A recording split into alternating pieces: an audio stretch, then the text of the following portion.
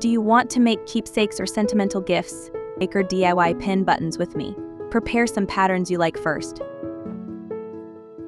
Cut a circle picture.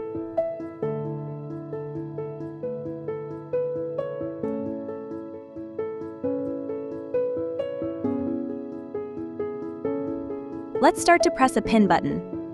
Put 1 PC top cover, 1 PC paper, 1 PC transparent plastic film into a model in sequence. Push a model to the bottom of upper model and press.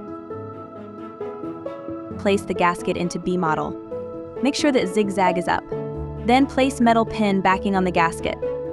Push B model to the bottom of upper model and press.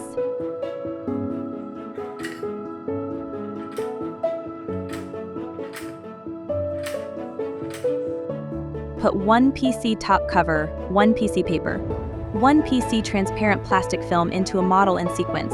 Push a model to the bottom of upper model and press. Then place metal pin backing on the B model. Push B model to the bottom of upper model and press.